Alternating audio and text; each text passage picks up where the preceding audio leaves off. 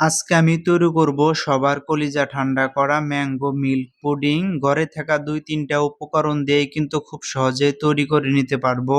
আসসালামু আলাইকুম, কেমন আছেন সবাই? আশা করি আপনারা সবাই ভালো আছেন। আলহামদুলিল্লাহ, আপনাদের দোয়ায় আমিও অনেক ভালো আছি। আপনাদের সবাইকে স্বাগতম জানাচ্ছি আমার নতুন আরেকটি রেসিপির ভিডিওতে। ভিডিওটা শুরু করার আগে আপনাদের কাছে আমার ছোট্ট একটা রিকোয়েস্ট, যারা ইউটিউব থেকে ভিডিও দেখছেন অবশ্যই আমার চ্যানেলটা সাবস্ক্রাইব করে দিবেন, আর যারা ফেসবুক এবং টিকটক থেকে দেখছেন অবশ্যই ফলো দিয়ে রাখবেন। চলুন কথা না বাড়িয়ে মূল ভিডিওটি শুরু করি। এই ম্যাঙ্গো মিল্ক পুডিং বানানোর জন্য আমি পাকা দেখে আম নিয়েছি, আর আমটাকে একটা ব্লেন্ডারের জারের ভিতরে নিয়ে নিলাম, আর কিছুটা পানি দিয়ে এটাকে ব্লেন্ড করে নিয়েছি। আমের লিকুইড গুলো আমি একটা ছাঁকনি দিয়ে ছেঁকে নিব। ছেঁকে না নিলে কিন্তু আমের যে আঁশ থাকে এটা থেকে যাবে, যে কারণে ছেঁকে নিলাম।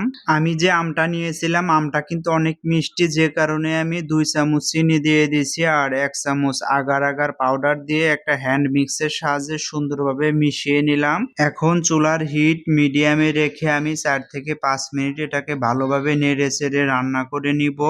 লিকুইড কিন্তু বলক চলে আসছে, আমি চুলা থেকে নামিয়ে একটা বাটিতে ঢেলে দিলাম। চুলা থেকে নামানোর পরে একদমই দেরি করা যাবে না, এটা কিন্তু খুব দ্রুতই জমে যাবে। দেখেন 10 মিনিট পরে কিন্তু একদমই সুন্দর জেলি তৈরি হয়ে গেছে।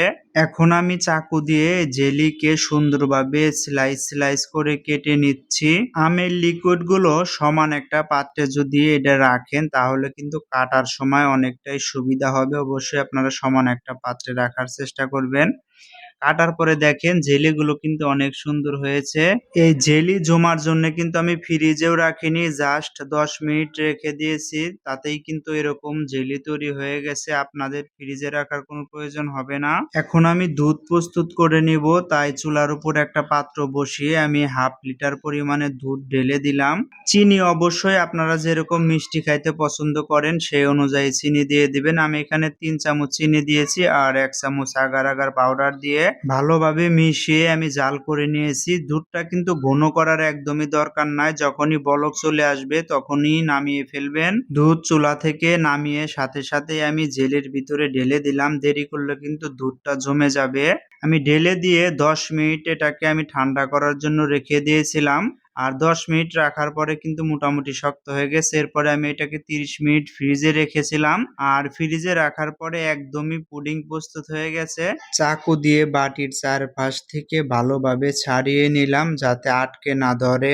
আপনারা যদি কাচের পাত্রে পুডিং সেট হইতে দেন তাহলে কিন্তু সহজেই ছেড়ে যাবে, সমস্যা হবে না। মাশাআল্লাহ, দেখতে পাচ্ছেন পুডিংটা কিন্তু অনেকটা দেখতে লোভনীয় হয়েছে।